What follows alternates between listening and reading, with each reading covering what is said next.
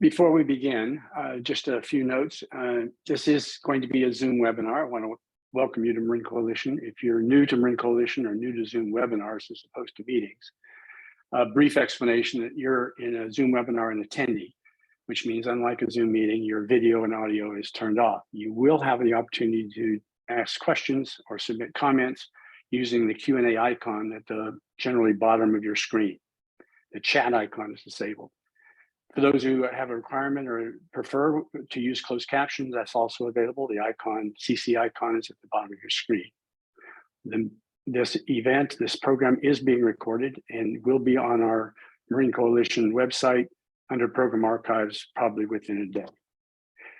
With that, I turn you over to our host, Scott Pinsky.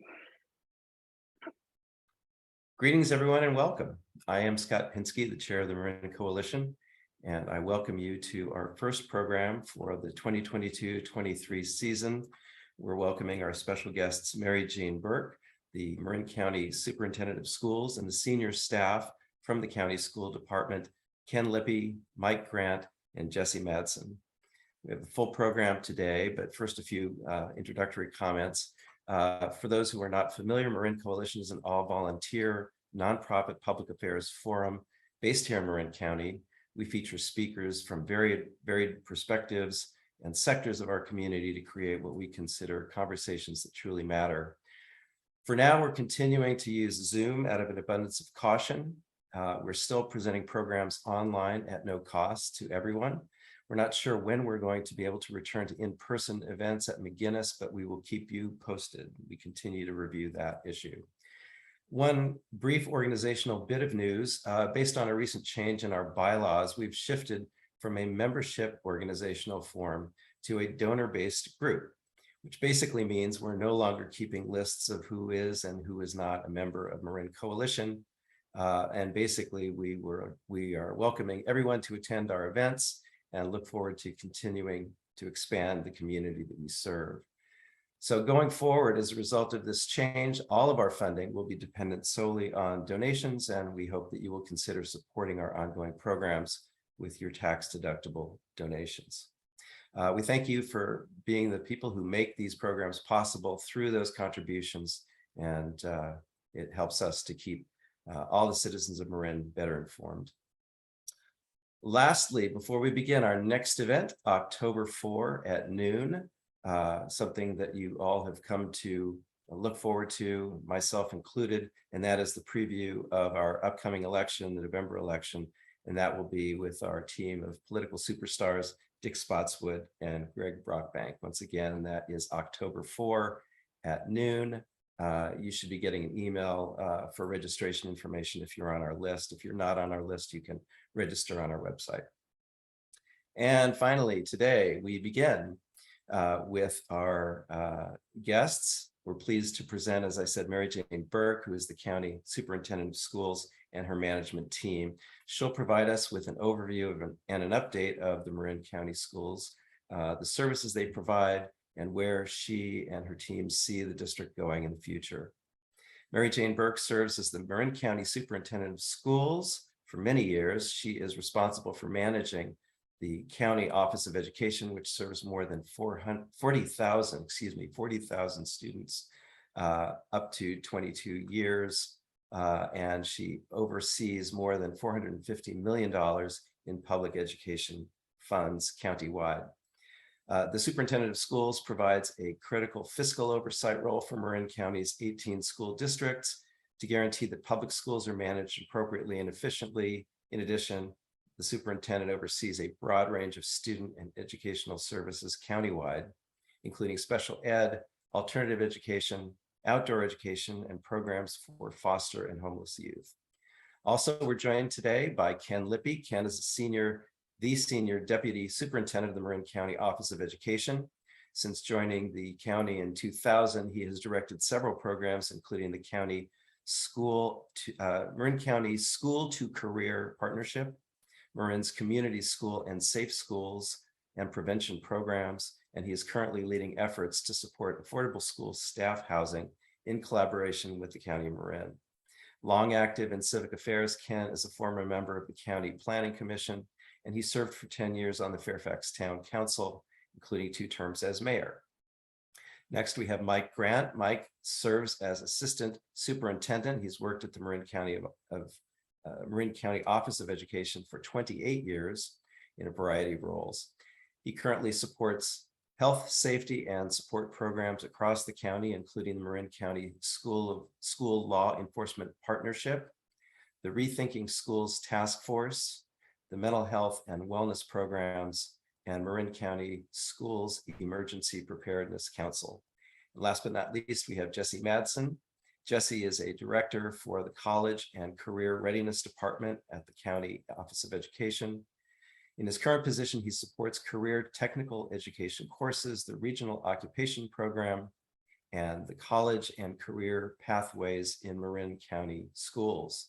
And with all of that, it is my great honor and privilege to welcome our 4 guests to give their view of where we are with county schools here in Marin as of now. Thank you very much. Great. Thank you so much, Scott. I'm going to go ahead and have the opportunity to start with some general remarks about our schools and where we're headed. Jesse, can I just see that first slide real quick? Can you see it, Mary Jane? No, not yet. That one? Oh, there we go. Okay, so what I'd like to do is just start by asking everyone to, from wherever you are, sit up tall, and I'm going to give you just a couple of comments about why you should be so very proud of the schools here in this community. Marin County is known for its amazing public schools. Marin County is known for a level of public support that is unprecedented, and you would all know this, right, related to the ways that you support our schools, whether it's through parcel taxes, bonds, general philanthropy, volunteer work, that kind of thing. And Marin County is a community that has decided that of the most precious resource that we have is the young people, whether they're young children or students that are on their way to college or careers, that we as a community need to do everything we can to support them. The philosophy that we've used at the County Office of Education over many years is that our job is to get our students not ready for school, but ready for life. And in order to do that, we need to ensure that they have experiences that have them have a deep understanding of what their responsibilities are as a member of a community, to have the skill set they need to be able to flourish in whatever kind of work that they choose, but also to be healthy. And when I say healthy, I mean healthy from a mental health standpoint, as well as related to just general physical health. So as we've approached this, I just want to say, if we want to measure our schools, you can't really measure them just based on school. We have to look at what happens with students as they move from our schools into what's next for them. What we're going to do here is provide you some information that provides more specificity to some of the areas that we believe are the most critical. And I want to highlight those for you. Number one, in order for our schools to be successful, we must maintain the public trust. And one of the challenges that we have in our community is a question that comes up frequently. Why are there so many school districts?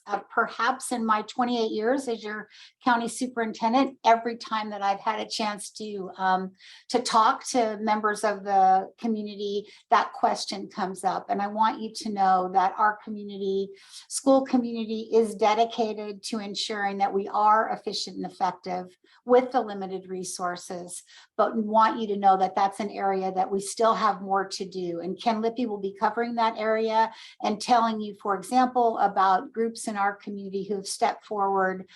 Better Together, by way of example, an organization that is putting a focus on, we're glad you're doing well, but you need to do better. So that will be important, because I think it provides some perspective for members of our community that our schools are working very, very hard to ensure that we're collaborating and consolidating services when it's best for our students.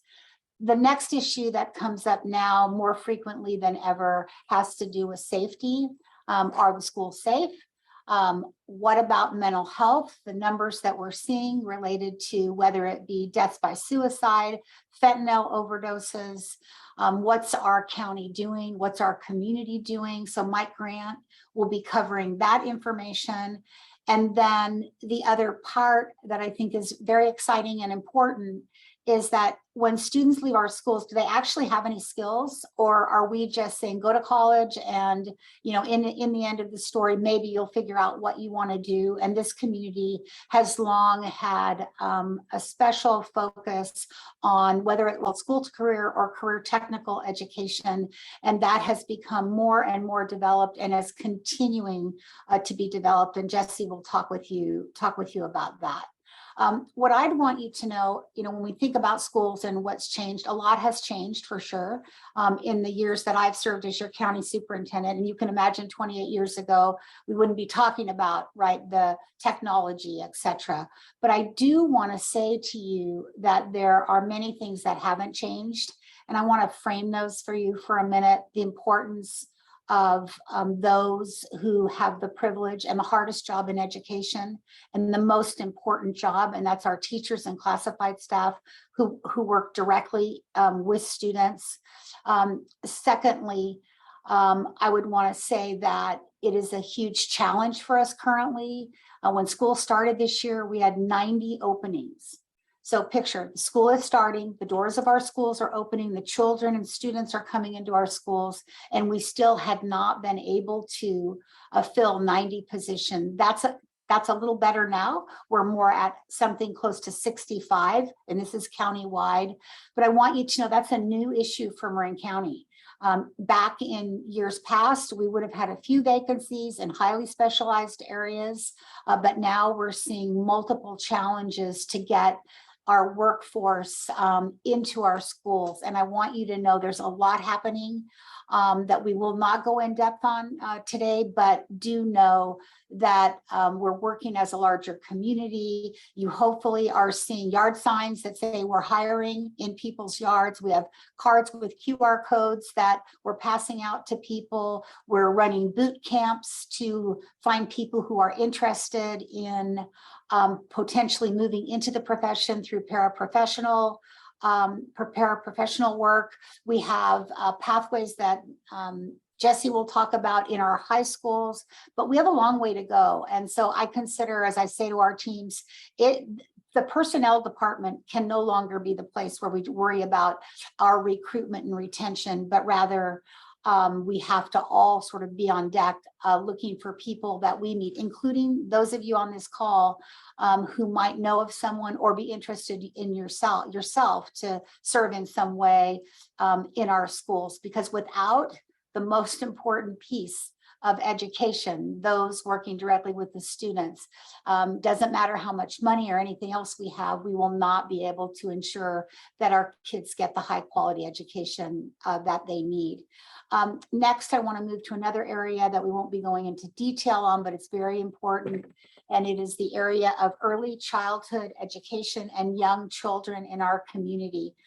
One of the things we know, and this is research-based, it's known fact that it's during those first 5 years of a child's development that their brain will develop faster than it will ever develop again. And it is critical that all young children have access to high quality, developmentally appropriate, play-based opportunities. And what I can tell you is there aren't enough spaces for all children in our community right now. There are over 650 students, young children right now waiting for a spot to be able to enter a childcare or daycare system.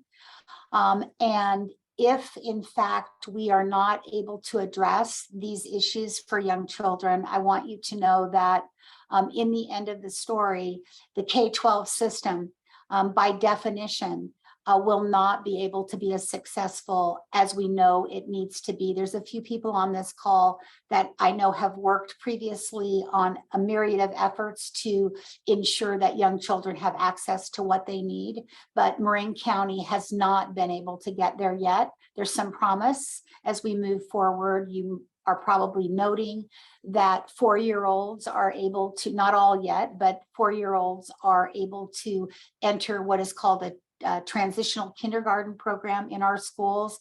And by 2024, all 4-year-olds will have access, but there's other ages like the young children. And you may not be aware, but for one family to have one child and they need daycare, childcare, it's somewhere between $15,000 and $20,000 a year. And they're going to programs where we're not yet paying the staff what they need to be paid, somewhere around $14 to $18.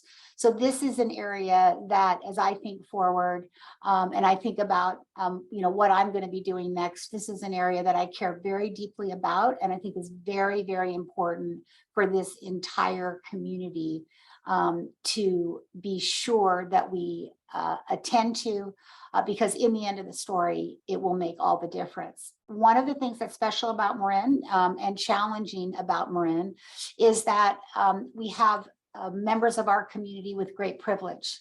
And I have a belief that if you have great privilege, then for you, much is required.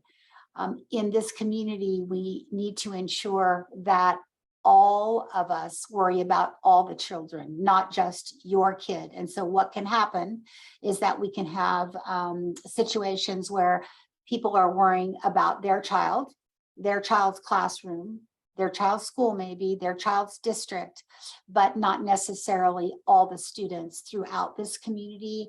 And I do think that is a responsibility that we all hold, which is to ensure that all students throughout this amazing county have all that they need in order to have access.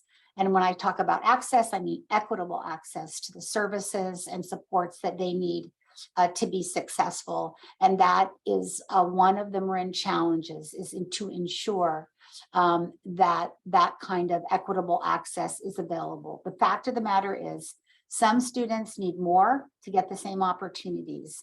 And that could be a student who happens to be new to our community, does not yet speak English, for example. That could be a student who is born with specialized needs and needs specialized educational opportunities like special education services, or it could be a student who had been typically developing and just happened recently to have a head injury in a bicycle accident. Or it could be the student who is sitting in our classroom who everyone thinks is fine, a child that has great opportunity, and yet that could be the student who we need to ensure that we're providing specialized services related to, for example, challenges in mental health, we'll say. That becomes, I think, really important. You heard that you're going to hear next week about, or next month, about the upcoming elections. And in our county, for the first time, there are 10 contested school board elections, in addition to 2 districts that will be appointing trustees to their school boards.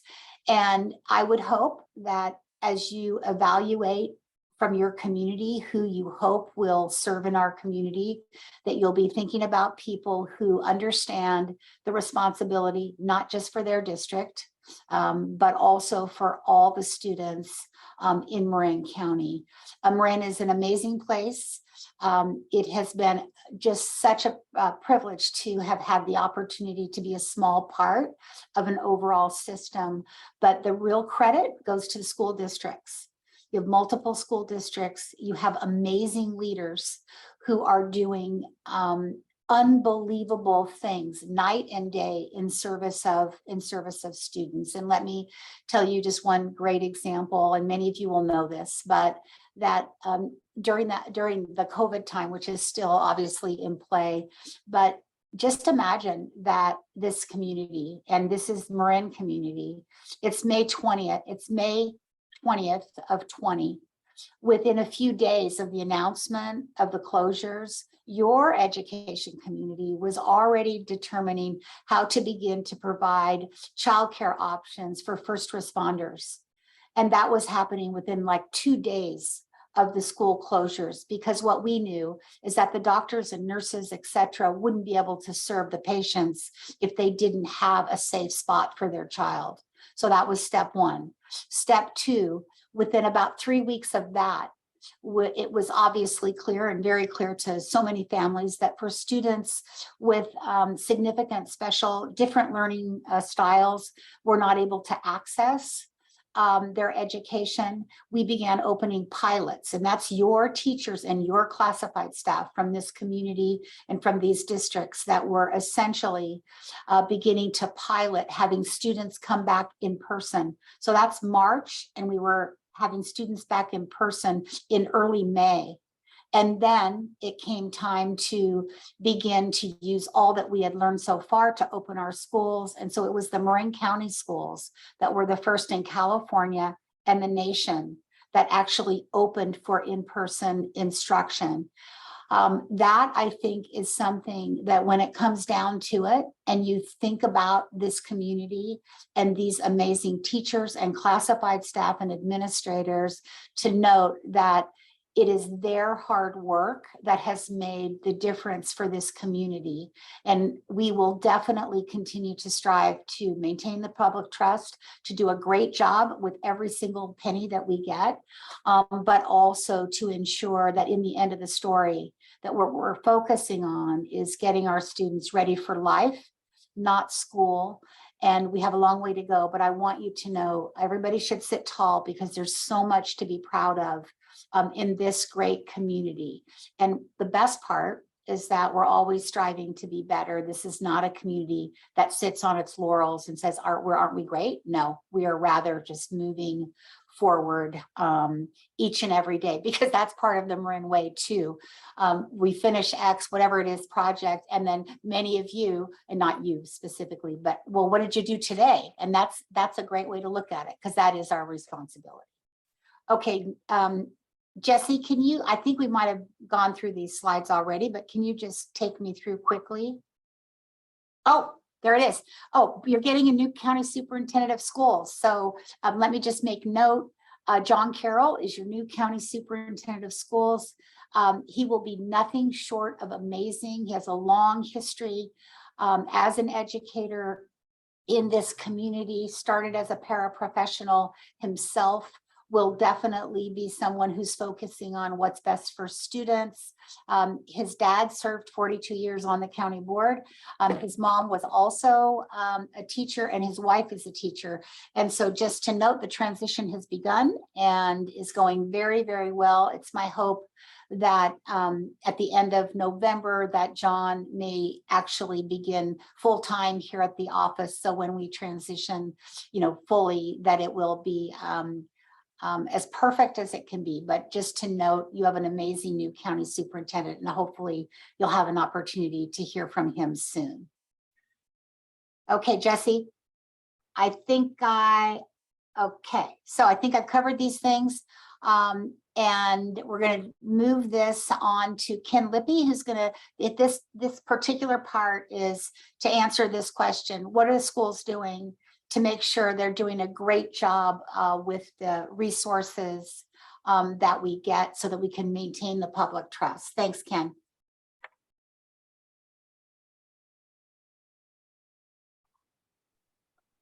There we go. Thanks, everybody. And thank you, Mary Jane. We're very happy to be spending this time with you today to talk about some very important topics related to our schools. And certainly this is one of them. As Mary Jane mentioned, we are very frequently asked, why are there so many school districts in Marin? Which is really a nice way of asking, are you guys duplicating services? Which is a nice way of asking, are you wasting money? And so this is an important topic, because we don't want any of those things, of course, to be happening.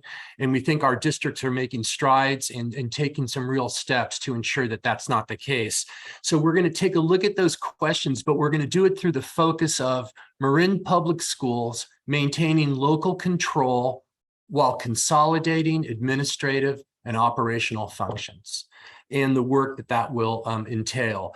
So this does not preclude a discussion on consolidation of school districts. In fact, that's an important discussion for a community to have.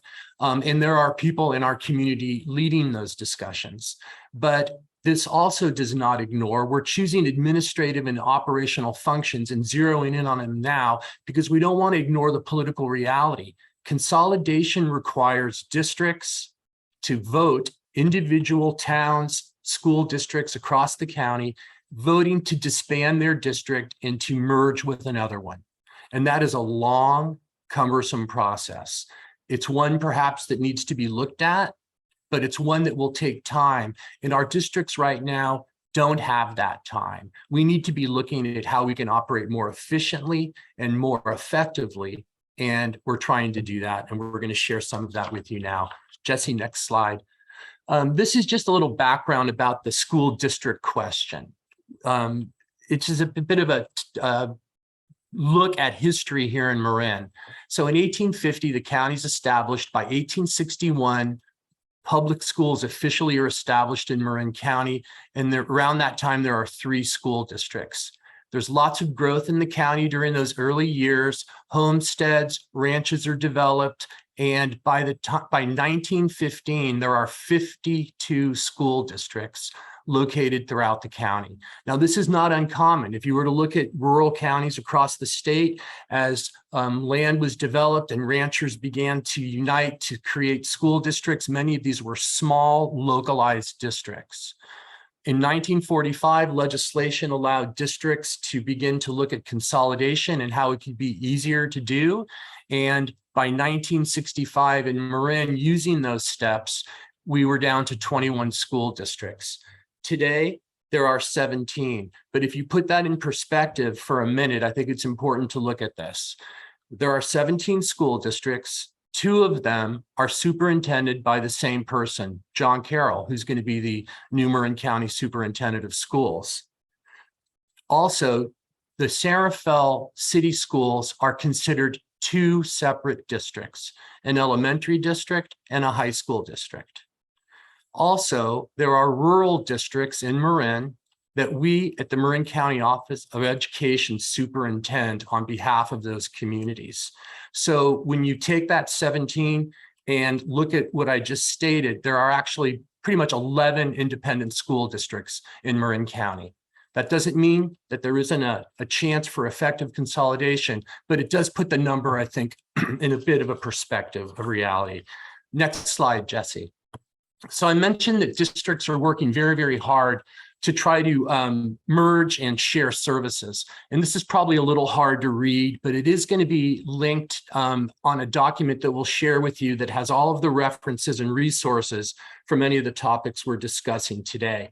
But this document is one that lists in detail the many, many functions that are now currently being shared in our community by some or all districts. And if you were to drill down on the list, you're going to see that many of them are in the area of business and financial services. So for example, the payroll system, the insurance for all school districts, the liability coverage for all school districts, all of those business-related and somewhat technical aspects are centered here at the Marin County Office of Education, and they're done in a shared service on behalf of all districts countywide.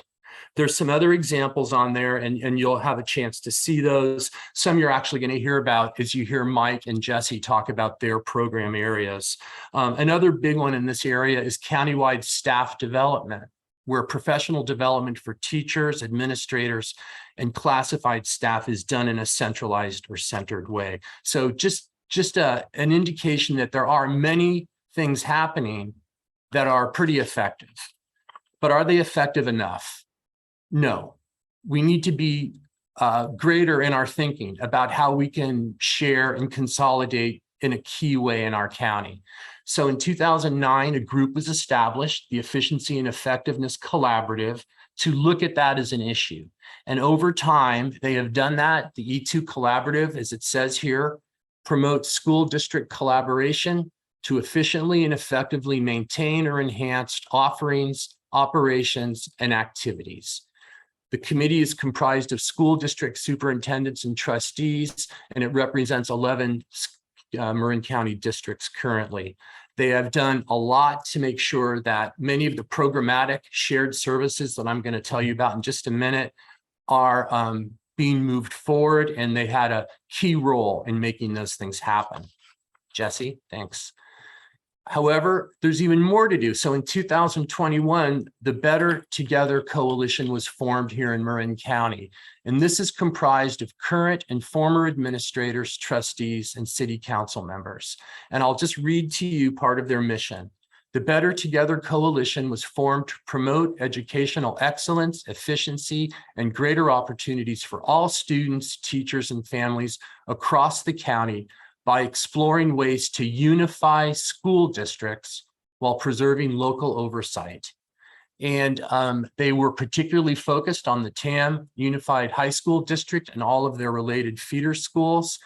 And I think it's important to note their motivation, because it's so essential for us to understand as a community that our districts have rising pension costs, healthcare costs, and administrative services costs that are substantial, and as a result can sometimes compete with student programs, something that we would never want. We would always want every dollar directed toward the student whenever possible.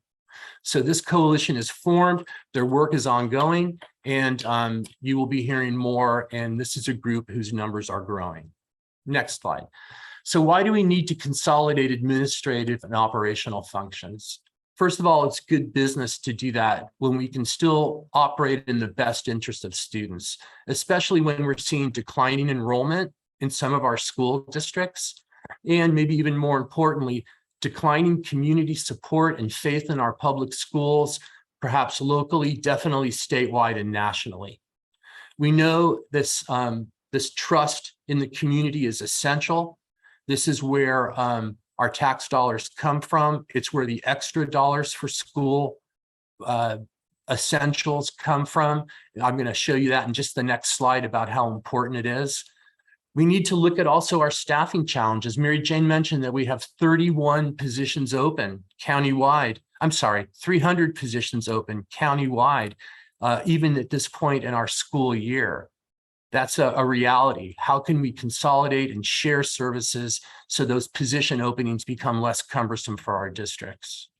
We know that there are community efforts out there, not so much in Marin, but certainly throughout our state on vouchers, and that many of our families across the state have opted for private options.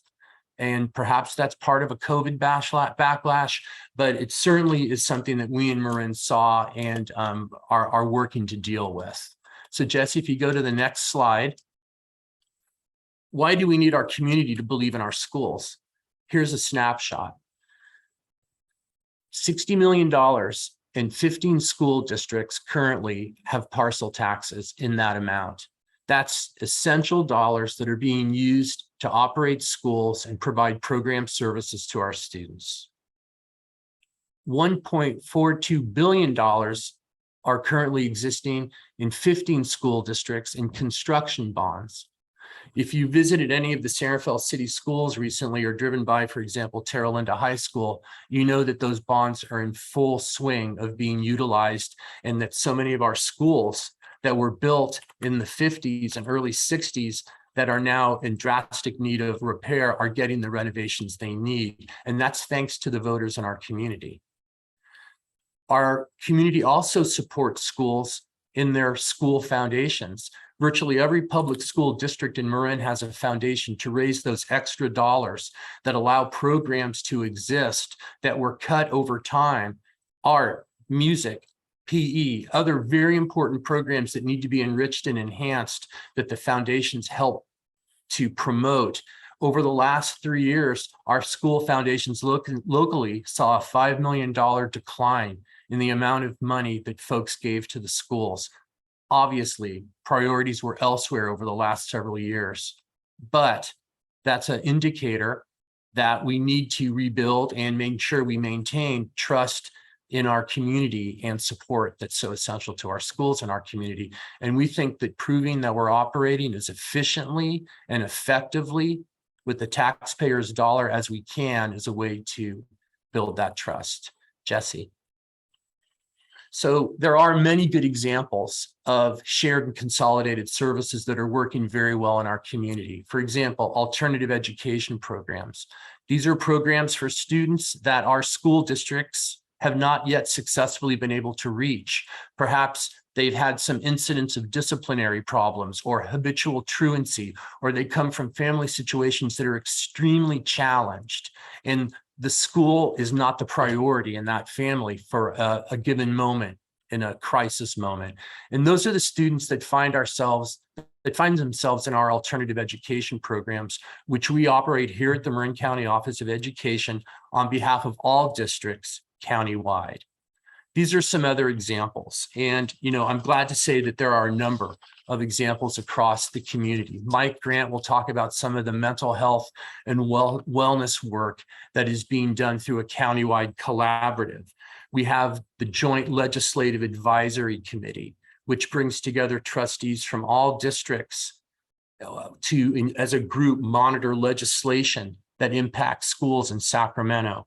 We have the housing work that's underway now to develop affordable housing for school staff, where many of our districts are aligning together with our office to work on very tangible projects to make that a reality in our community. So there are lots of great examples that impact programs and work underway. But, Jesse, next slide, there's more work to be done in how we actually begin to look at positions that exist in our schools, high level, all the way through the most important classified type positions, and how we can better get our leadership in our community and on our school boards to begin to looking at a shared model when these important positions open up. Superintendents, assistant superintendents, directors of special education, all very important high-level positions. And are there opportunities for us when vacancies occur to look creatively at sharing when we can? The last thing I'll leave you with is that the Marin County School Boards Association has taken this on in a very emphatic way. They do want, as trustees, to begin to think about how can we better share and consolidate services when those moments and opportunities come up. And so there's been 2 very productive meetings over the last few months with all trustees countywide. They've begun to identify specific areas where more consolidated and shared services are possible. And so there's some really encouraging work. Jesse, next slide. Because what we know is that all of us, whether we're individual school board members or administrators or staff in our schools, we know that we're all responsible for all students in our county, as well as the students in our own individual districts. And so consolidated and shared services is a way for us to make sure we're serving those students as well as we can. So now I'm going to turn it over to my colleague, Mike Grant, who is going to talk to us about some very important work underway in our health, safety, and support areas. Mike. All right, thank you very much, Kenny. Good afternoon, everyone. I'm excited to tell you a little bit about what we're doing in the area of health, safety, and support. Go ahead to the next slide, Jesse. So what is health, safety, and support? So this is a new department, a new program at at MCOE that combines what over the past several years have been 3 different divisions that you see here in this graphic.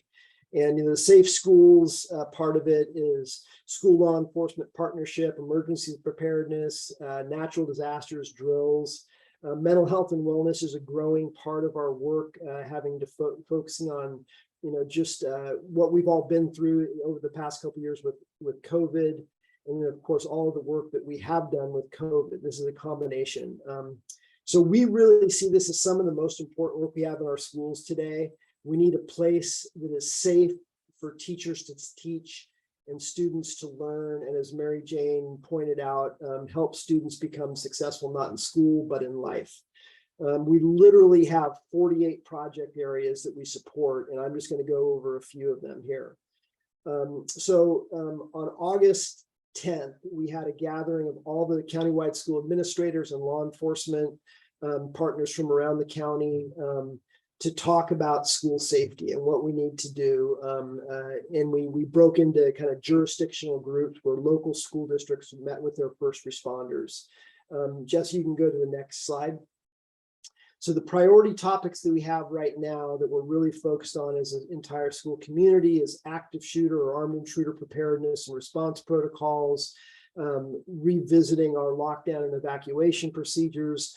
Obviously, wildfire preparedness and response has become a significant priority for our entire community, including schools. A central aspect of all this work is communication systems before, during, and after a natural disaster or incident at a school site. At the meeting on August 10th, we also had each district and law enforcement agency set out a plan and schedule for our school site walkthroughs. And one critical little important piece of it in terms of communications during an incident is ensuring that emergency cell phone numbers for site contacts are readily available across jurisdiction for a response. You can go to the next slide. So on August 30th, following up that meeting, we hosted with the California Department of Education a behavioral threat assessment training. And this is really focused on what we can do to ensure we're paying attention when either a student, staff member, or community member sees or hears something that could be a threat to our safety at school sites, could be a threat to targeted school violence, and to have protocols in place, uniform protocols in place that give us a structure to identify whether a threat is credible or vague or not credible, and to use some of the evidence-based tools we've learned through tragedies that have occurred over the past 10 years in our country. So it was very well attended. We had close to 300 people from around the state, and over half of them were from Marin County. You can go to the next slide, Jesse.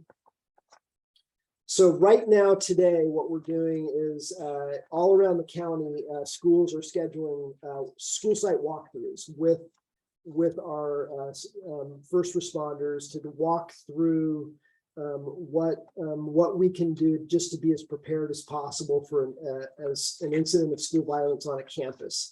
And this is something that can be very traumatizing and scary for people to consider. But what our law enforcement partners all agree on is that we need our teachers, our school site staff to understand what actions they can take to save lives of themselves, their colleagues, and students. And to walk, we literally just at our campus here at the Marin Community School and MCOED, we walked through what it would be like to have an armed intruder into this building, and people understand what their options are and know what they can do to protect themselves. Go ahead to the next slide, Jesse. So another example of our health, safety, and support is what happened a few weeks ago over Labor Day weekend and the unprecedented heat wave that we had, and how what we know is the best place for kids is in school. But we also need to make sure that our schools are safe places to learn and grow and thrive. And so as we headed into the Labor Day weekend, the Office of Emergency Services hosted a series of meetings where we were able to talk to the National Weather Service, understand what the conditions would be like, share that with schools so that we would be ready to go when the heat wave hit us coming in after Labor Day. And the other part of this is that when the school modernization that Ken talked about that's been happening in San Rafael, 20 years ago, very few schools in Marin County had air conditioning. And because of the school modernization bonds and efforts that have made forward, anytime a school is modernized now, it includes air conditioning. But some of our schools in Marin County, don't have across the board air conditioning in all their classrooms. So what do we do about that? Well, some schools, as you probably know, in Nevada, there was a few schools that don't have air conditioning that determined they would go to a minimum school day. Again, keeping kids in school as long as we can, but understanding that we didn't have the AC in place to keep the classroom at a good temperature through the end of the day.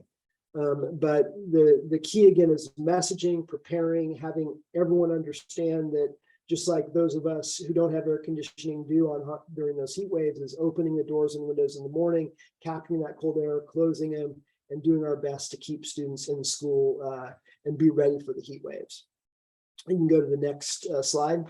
And this is just an example from about a year and a half ago. We had some red flag warnings and high winds and temperatures that caused the possibility of public safety power shutoffs. On very short notice, we were able to pull together all of our community partners from our first responders and PG&E to talk about what we could anticipate, to talk about how we could be prepared, to talk about everything that we could do to keep the schools open and the students in school.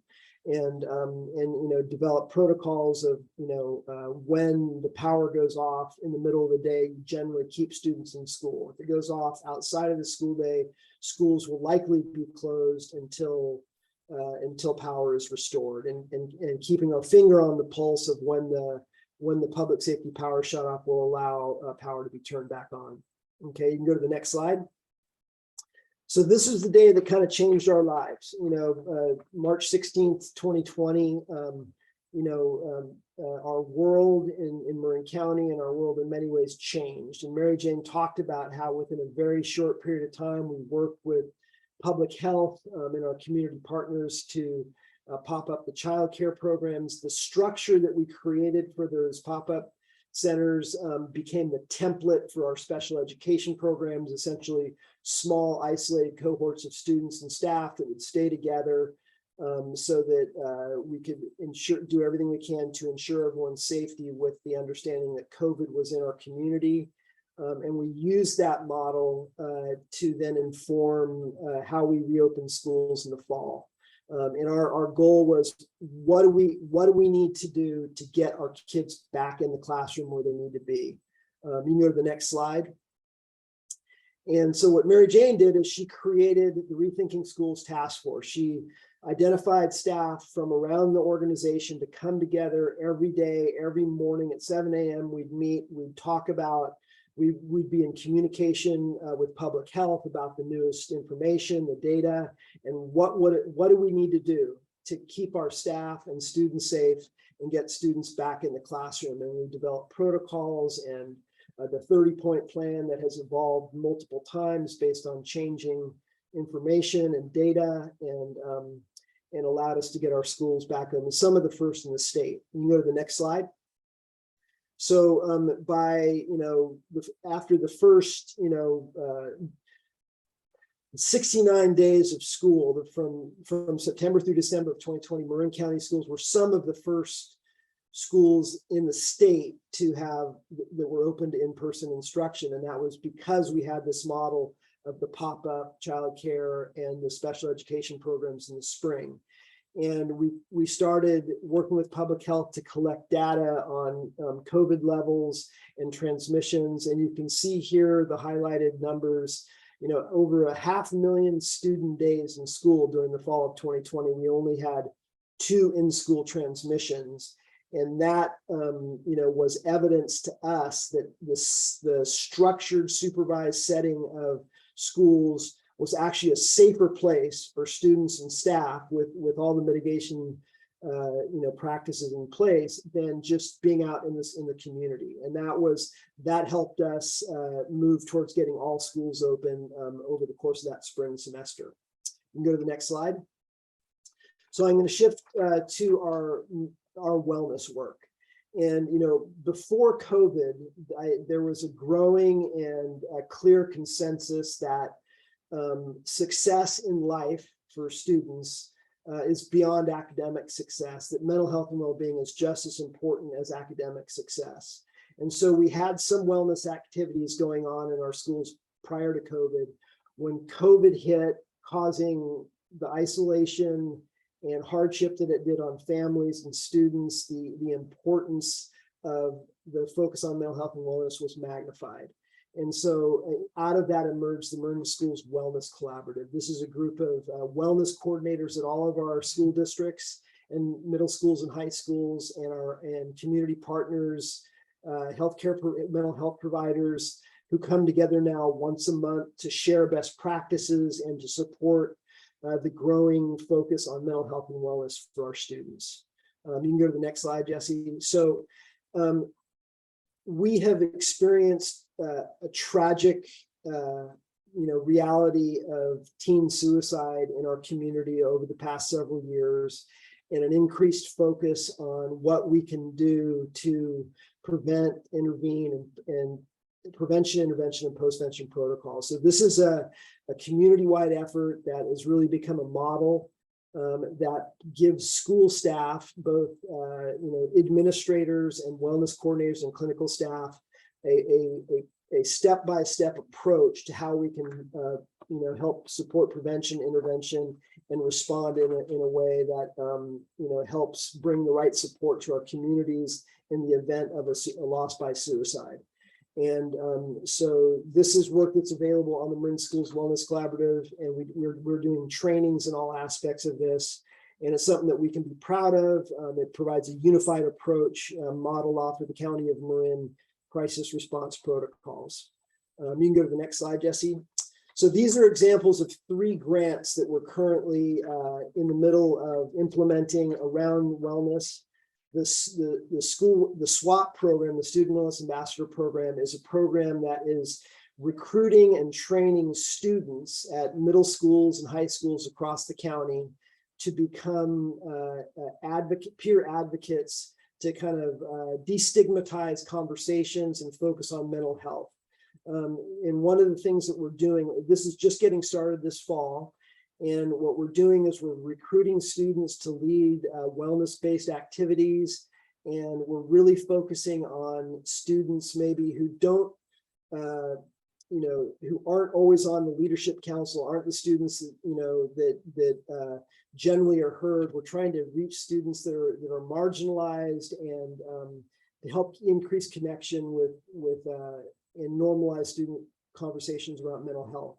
It's a 3-year grant. This is the first year of it. We have 4 districts that are working in the initial program, and we're really excited about it. There's wellness carnivals going on all across the county this month during Suicide Prevention Month. The CalHope Wellness Screener Development is another program that is kind of a big umbrella grant.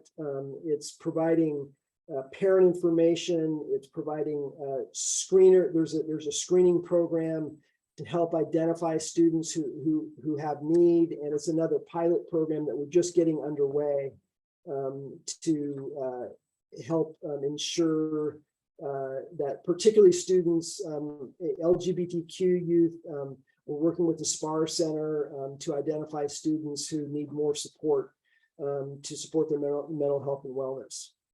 And the last one is the SB HIP program. This is a program that is trying to help our schools understand how they can access Medi-Cal support at their school site, how we can bring mental health services to the school site and help kind of level the playing field. What we know is that many students across the spectrum need mental health services, and in too many cases, it's only those students with families who can afford the mental health services get access to them. So this is a chance to help streamline and make more accessible, identify those students who qualify for Medi-Cal and get mental health services directly to those students on a school site or in a place that's convenient for the family. And we go to the next slide. And so the final thing is around student voice. What we have learned, is that the more we can raise the voices of students around their experience of COVID, of the stresses of being a youth in this day and age, the better we can serve their needs. And so, these are some of the areas that we've been working on. We're working with the County of Marin. Last year, the fentanyl crisis call to action was really led by a group of student journalists who wrote articles about the tragic loss of overdoses, accidental overdoses due to fentanyl. I know that probably everyone on this call has seen the information around the country and right here in Marin County about the prevalence of fentanyl, and the students really helped shine light on that, and we're following up on their call to action right now. So I think next slide. And these are just some other areas of health, safety, and support. I won't go through all of them, but there are many. These are more of the areas that we are focused on. These are part of the 48 specific programs in the health, safety, and support area that we're working on. I'll point out the Marin Emergency Radio Authority. This is an example where every school district in Marin County is trained and has access to an emergency radio in the event of a major earthquake or regional disaster, where all communications are dropped, including cell towers and internet and cell phones. We have a way of communicating with one another to provide situational awareness and get support to those who need it. So I think with that, I will pass it to Jesse for college and career readiness. Thank you, Mike. So, I just want to introduce the college and career readiness department overview that kind of fits into this big picture. We've been discussing how the Marin County Office of Education collaborates with so many partners to keep the students and community engaged in learning and connected, and making sure that schools move forward and are always in session. And this kind of brings it to a little more of a specific coordinated area, but also has very similar connections where we work with the school districts and with community partners, the College of Marin, to make sure that students have viable college and career pathways after they finish through the K-12 system. So just moving forward, I'm going to do a really brief overview of a couple of our programs: our School to Career Partnership, Regional Occupational Program, and Career Pathways, how we align with the College of Marin and other post-secondary institutions, CTE grants, and then give you a little bit of a look moving forward of what we're going to be doing with CTE. Our School to Career Partnership is a partnership with over 250 businesses in Marin and with the high school districts. And what we typically focus on in these areas is these liaisons that are at the high schools and rotate around, spending different days at each of the high schools and supporting the students in pursuing internships, job shadows, and opportunities to do work-based learning out in the field. So what's interesting about this is these liaisons are shared costs between the Marin County Office of Education and the school districts. So it really is, a joint venture in making sure that we're offering these opportunities for students. The internships that we do happen throughout the semesters and during school and the summer. Students will typically try a couple different internships, maybe do a job shadow. We create opportunities to meet them where they are in their career exploration trajectory so that they can work toward an internship or a job in the field that they're interested in studying or working in the future. We provide career speaker series offerings. These are in partnership with the Workforce Alliance of the North Bay and College of Marin. And this is an opportunity for students to learn about people that grew up in their community that went on to work in a specific industry sector, so they can hear their story of how they worked through in this way. Just any opportunity we can have for students to learn about different careers.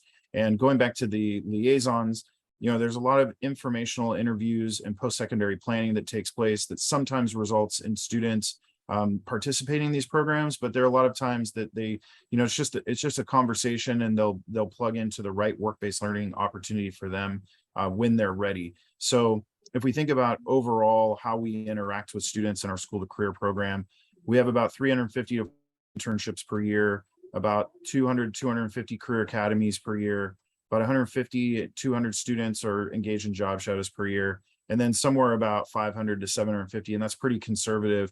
These are the informational interviews that are happening in our schools, and post-secondary counseling from our liaisons. So just from the School to Career program alone, about 1,600 students are being served per year in this program. And, that kind of leads into the opportunities for hands-on learning in this space. And that's what I want to point out as our Regional Occupational Program, or ROP, which this is a program that's operated by the Marin County Office of Education in multiple locations in the county. We have classes in medical assisting, auto tech, construction, digital audio production, and then there's an after-school auto class called the Car Appreciation and Preservation Program, which focuses on classic cars and the history of the automobile and how it has impacted transportation in our history. Those classes are an example of career technical education pathways, and these pathways are really opportunities for students in their high school day to study in an area of an industry sector that they're interested in and maybe pursuing as a career.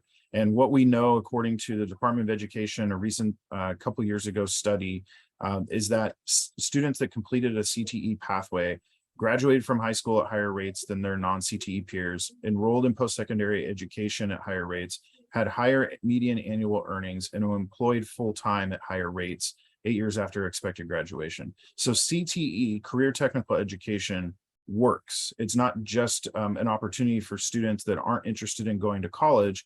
This is a place where all students can really find success beyond their high school years.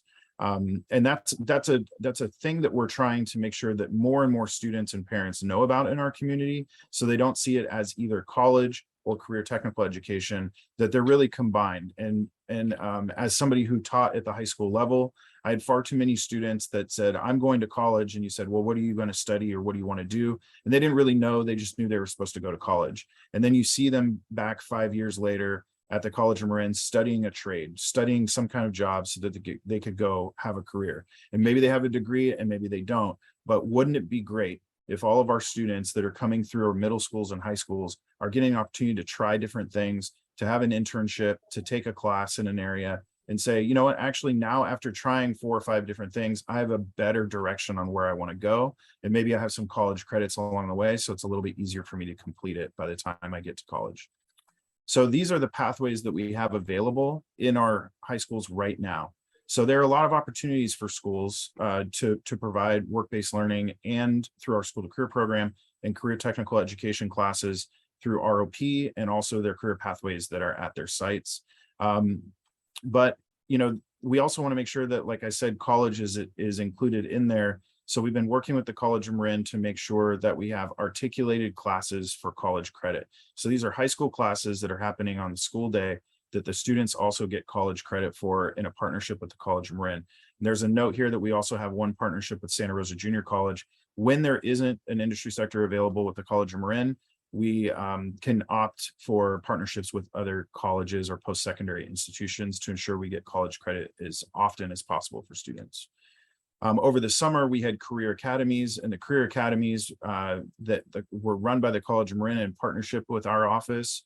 We had 170 students that were enrolled in 9 different academies over the entire summer in the industry sectors you see on the right.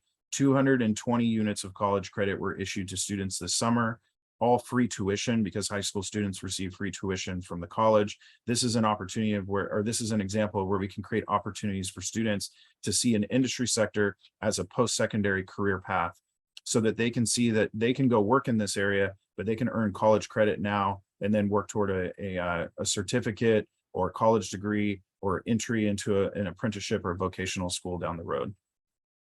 Our CTE grants, so our office coordinates and facilitates 2 major CTE grants that are in partnership with the high school districts and soon to be some middle school districts as well. Since January 2019, we brought over almost $6 million into the county to support career technical education. In the next month, we will be applying for these 2 grants again in another round of funding.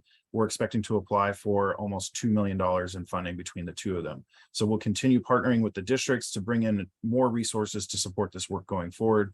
This is all in addition to the budgets that the school districts are putting forth for these opportunities and private donations that are coming in as well. So this is to kind of tie this together, a very exciting project that we're working on is our Marin's Career Technical Education Center, which the first phase of which will be built out at Terra Linda High School.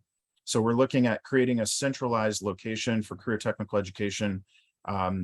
Terra Linda High School has outdoor existing classroom CTE space And we're looking at building we're planning to build an outdoor classroom, doing some reorganization of the furniture in the space so that we can create flexible learning environments. Courses will be offered in the early afternoon, evenings, and weekends so that students can attend according to their schedules while not leaving the schools that they're in, but attending outside of their regular school day. We have a number of students that are done with classes a couple days, maybe 1 or 2 or 3 days a week after lunch. So this is an opportunity for those students to do their full class load at their high school and then come to Terra Linda to take a class in a CTE sector. And then we want to make sure that college credit and industry certifications and work-based learning are built into every course. We want to make sure that students and parents that are looking at career technical education, like I mentioned previously, they don't see it as an end game that I'm going to take this class and go get a job. But just like everyone that we know in their careers, we're always working on building our skills, building our certificates, and moving up the career ladder. We don't want any of our students to think where they end high school and they enter the workforce is where they stop. They should be looking at post-secondary education in all facets to move themselves up the ladder. This is a quick little video of what we're aiming to create over there. So you can see these are students working at Redwood High School under an enclosed or an overhang space, and they're working in a building class. And that's what we're planning to create at Terra Linda High School and focus on the initial phase of classes in the building and construction trades, including construction technology, electrical, plumbing, welding, HVAC, and automotive technology. And just to tie this together, you know, this is something that we know there's a lot of interest to support this work. We know that students are interested in this. We know that they don't all attend Terra Linda High School, and we know that not all of our businesses are from San Rafael and in that general area. So this is a countywide effort. We're going to be bringing transportation in. We're going to be working with businesses across the county so to make sure that this opportunity is available to all students. And then, you know, over the course of time, you may see these kinds of this kind of expansion pop up in other areas of the county, but this is the first initial phase. And with that, that's the end of my part.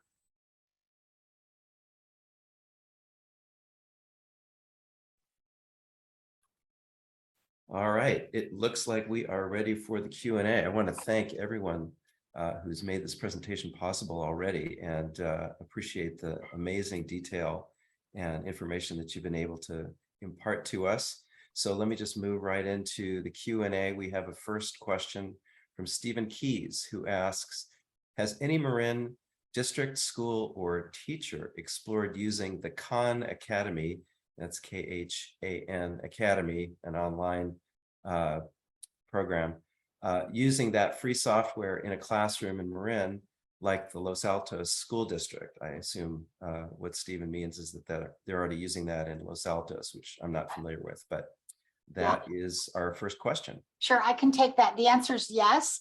Particularly during the COVID time, there was a lot of access to virtual platforms, and I can speak specifically to our alternative ed programs, and very often we are supplementing with Khan Academy opportunities. Okay, next we have a question from Craig Yates. Craig asks, are there homeless students attending public schools, especially in San Rafael? And if so, what is the housing available for this sector of students? The answer is yes, there are homeless students that attend the schools in our community, including San Rafael. Issues related to housing are being addressed through multiple agencies in our community. There are coalitions that are addressing housing issues. Ken, do you have anything you would add to that? Only that through some funding, it's not a huge amount of funding, but some funding that is used for homeless and foster youth. There are district liaisons, people in each of the districts that help facilitate that kind of support for their homeless students. Okay, yeah, I'm certain that's the kind of issue that crosses different agencies within the county. Question from Nancy McCarthy. I oppose consolidation of elementary schools. Why should I or others vote to give money to my local elementary school only to have it go to or be controlled by someone out of the neighborhood who has competing interests? Many have opposed this consolidation, which is why it has never gotten off the ground. Any observations or comments on that? I think I would just frame that, as I said in the beginning, that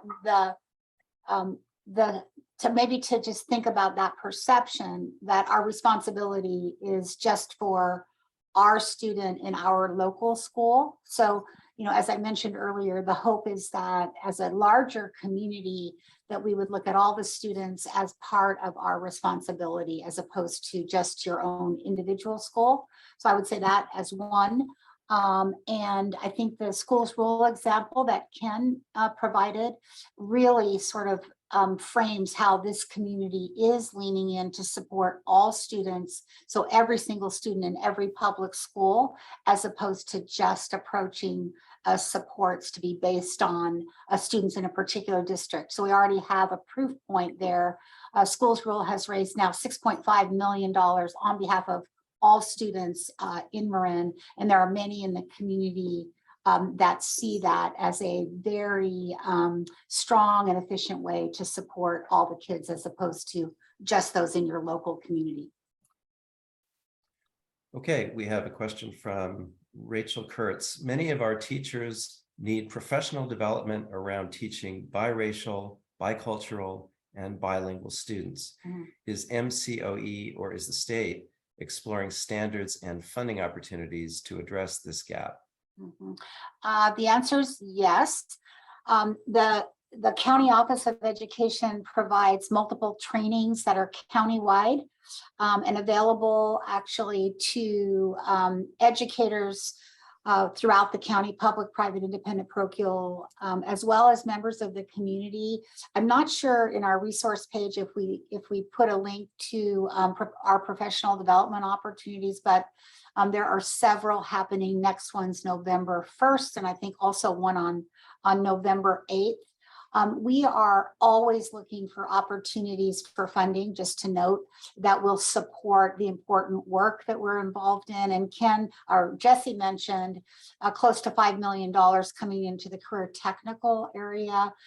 When we look at the grants that the Marin County Office of Education writes and makes available countywide to our schools, it's actually about $16 million in grants that we've been able to bring in for a variety of issues, including those that Rachel mentions. Very good. One of our viewers has this question for you, Mary Jane. Any update on whether the change in leadership in the Sausalito Marin City School District is moving forward? So the Sausalito Marin City School District, like the other school districts, has an elected board who essentially will be making any decisions related to the leadership of their school district. So I'm not sure where the elected board is on where they are currently, but that we would have to watch that board and their board actions related to be able to answer that question. Any hunch or predictions at this point? No, what I do know is that leadership matters a lot. I mean, so I can just say that.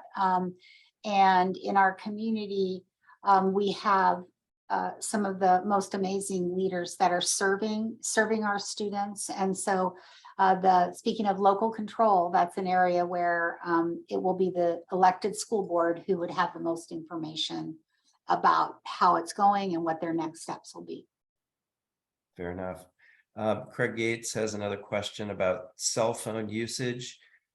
He says cell phones in the San Rafael School District are not restricted from use during school hours. How can this be restrained? That's such an interesting question, Craig, because it is very controversial actually currently.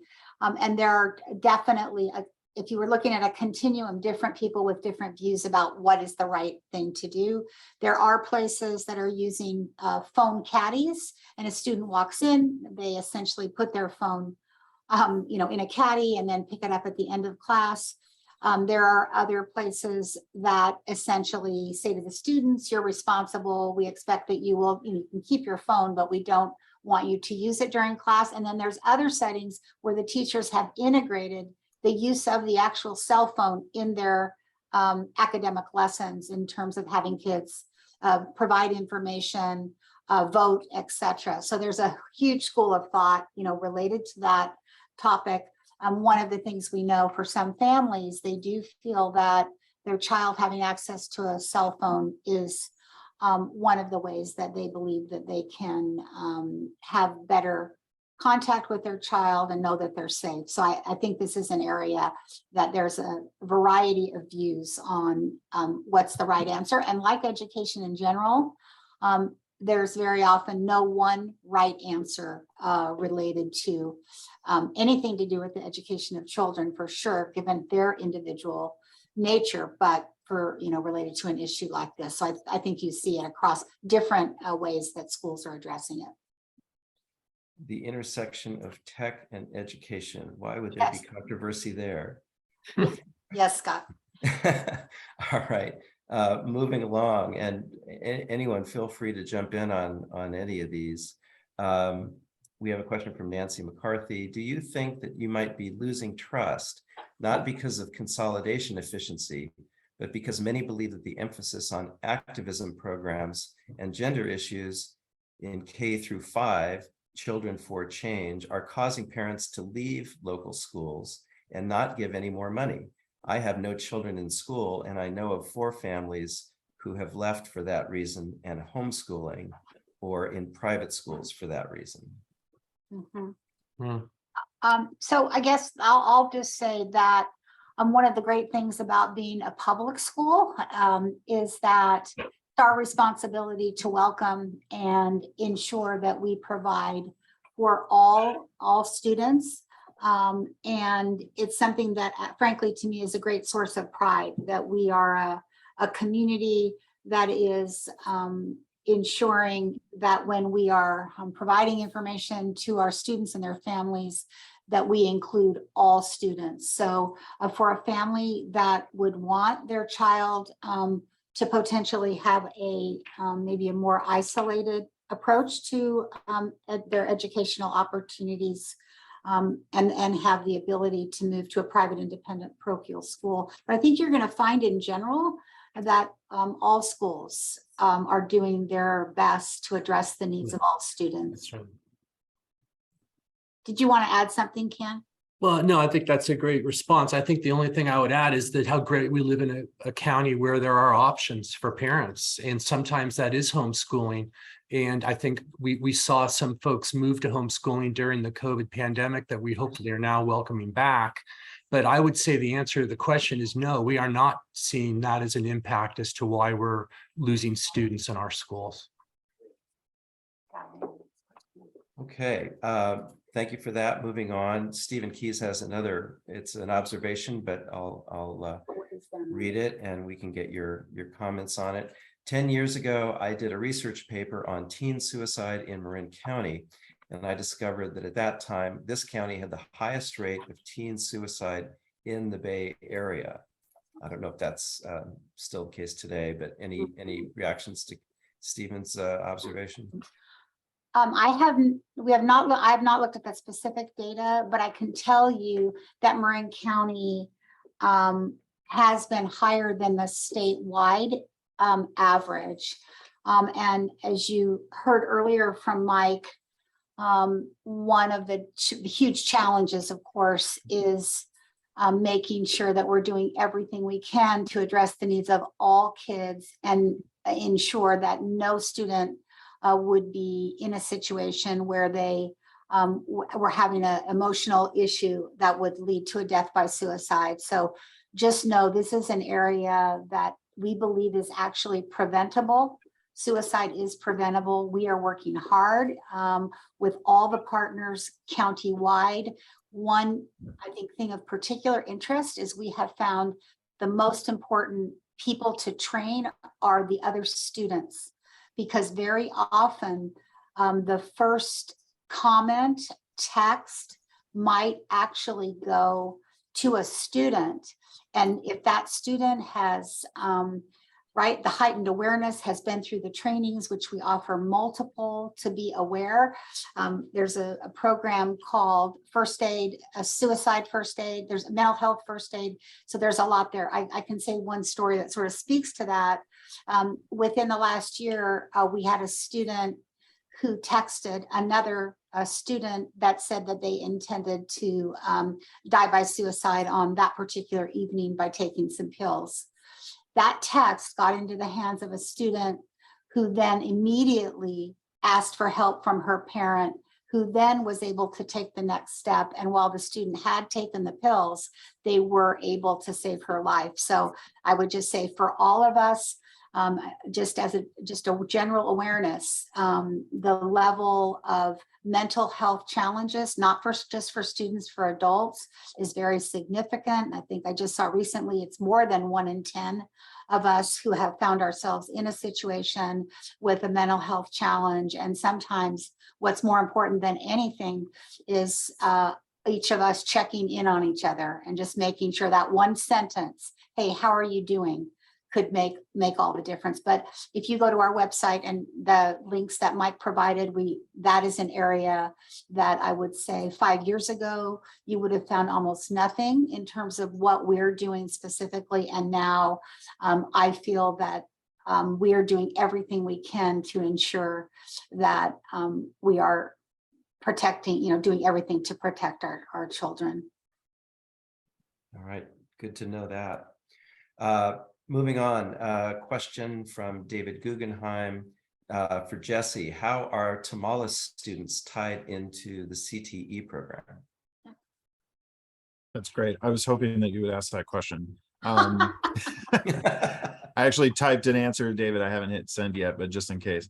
That's a great question. Our West Marin students are fairly isolated and spread out across West Marin, from all the way from Tomales and Bodega Bay down to Point Reyes. So, one of the good pieces of this is that Tomales High School has one of the most robust CTE programs in the county. About 37% of their students are in a CTE pathway, which is the highest percentage of any of our schools.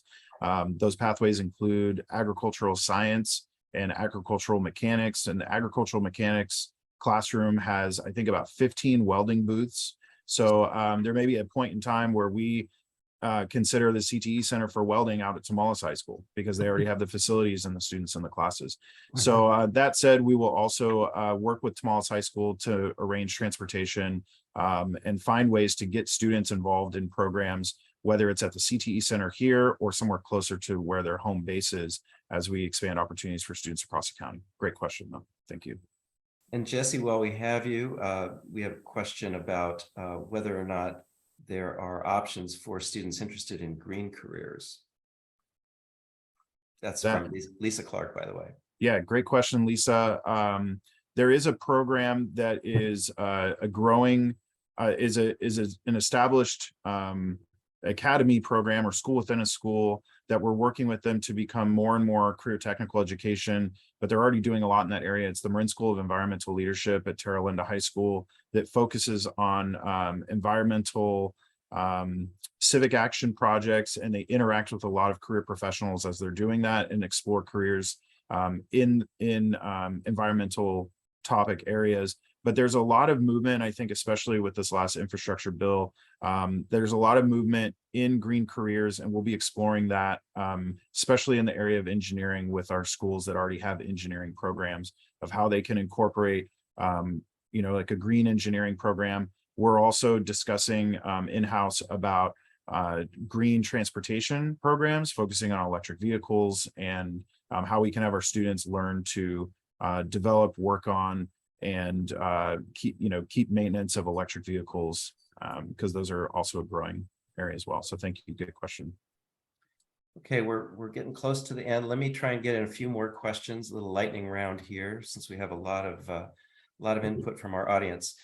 Kevin Haggerty asks, will civics course requirements be reinstated in the public school system?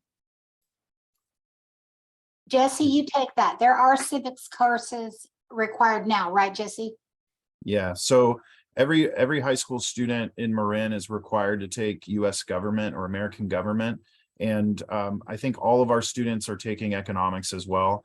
That's where the focus of civics is. But as a former history teacher, it's embedded all the way through all 4 years of education at the high school level, and every year of your middle school years as independent classes, and then it's built into the elementary school day as well. So I think that everyone in K through 12 is learning civics courses with a culmination of a government class where you really break down local government, state government, and national government in a specific class. Okay, we have a question here from Nancy McCarthy. The Marin IJ recently reported that Marin County has taken more undocumented students during the border surge than any other county in California on a per capita basis. Assuming that that reporting is true, how, if at all, is this affecting the schools? Have we had increased enrollment, more classes, and teachers needing language instruction, etc.? Is it affecting advanced placement offerings, as was reported in San Rafael High School? So Marin County in general, just to note, has had a decline in enrollment, and you saw that earlier in a slide. That has been actually bigger than we had anticipated. One of the challenges, of course, is that as we have new students enter our system, and particularly because as new students enroll, they're not coming in necessarily at the beginning of the year, right? So they're coming, throughout the school year.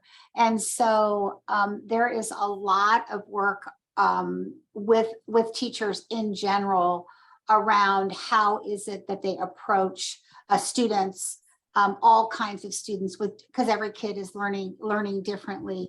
Our focus, if you will, there's certain school districts that have more students that come to them as immigrant students and are primarily focused in the Canal area as well as in Novato.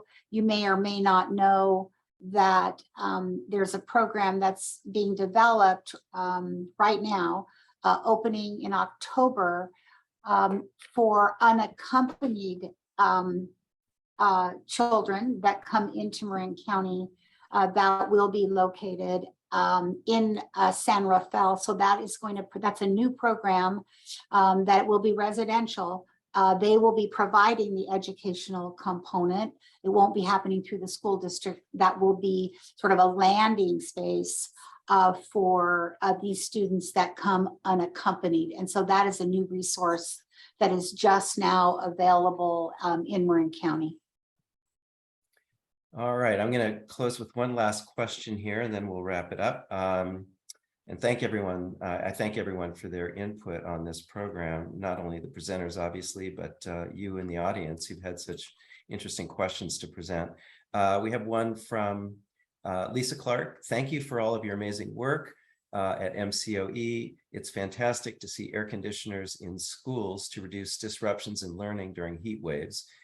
Here's her question. Are there plans to get solar panels and batteries that keep AC and electricity on if there are also blackouts? Lisa, we got to get the air conditioning first. So many of our school districts, just so you know, do have solar, and you probably see it around the county, particularly over parking lots, etc. Mike, in the countywide directors meeting, are you hearing any information about this question? Yeah, I think, the answer is everyone's interested in getting solar panels and batteries, but it all comes down to funding and passing bonds and getting state funding. And we keep a close eye, maintenance directors, district business officials keep a close eye on available funds for these sorts of things. And it's the right direction to go in, but it all comes down to funding. And then, and engineering as well. But I think why I can say with great confidence, everyone's interested in solar panels and batteries if the funding shows up. All right. I think we're going to have to wrap it there, everyone. We're at an hour and a half. We could have gone on. I've got a number of other questions we were not able to get to. And before we close, if there's any particular place or website that our presenters would like to direct folks to send their questions after the program concludes, I'll give you an opportunity for that. But Before I do, one last comment from a member of our audience. Julie McMillan says, this is not a question, but an observation. The county is so fortunate to have all of you guiding the district's personnel and students through these turbulent times. Huge thanks and congratulations to all of you for everything you are doing. Right. Obviously, we would Thanks, add Julie. we would add our own personal thanks and congratulations from Marin Coalition, and as well as our thanks to you for putting together this amazing program and sharing it with us. Is there any point of direction that you would like to give our audience as far as where they could contact you in the future? Sure. Let me give you Mike Grant's email. No, I'm kidding. My email, I'm happy to have him send it, and I can make sure we get them out to the right folks. It's klippy, KLIPPI @marinschools.org. Terrific. All right. So just to remind you, this program has been recorded. It will be available on our archive page at marincoalition.org. We have past presentations recorded from the last several years. You can browse those. And this program should be on the web within a day and a half. I'd like to thank Kevin Haggerty for helping to put this program together. As always, our amazing webmaster, Alan Shavitz, for a flawless program, as always. And just to remind you all, our next program, October 4 at noon, Wednesday, preview of the election with Monsieur Brockbank and Spotswood. So we'll look forward to all of you joining us for that. Again, thank you from the bottom of our hearts to our presenters today. This was an amazing presentation. We all learned a lot, I'm sure. Look forward to seeing you all next time. Thanks for joining us and have a good afternoon.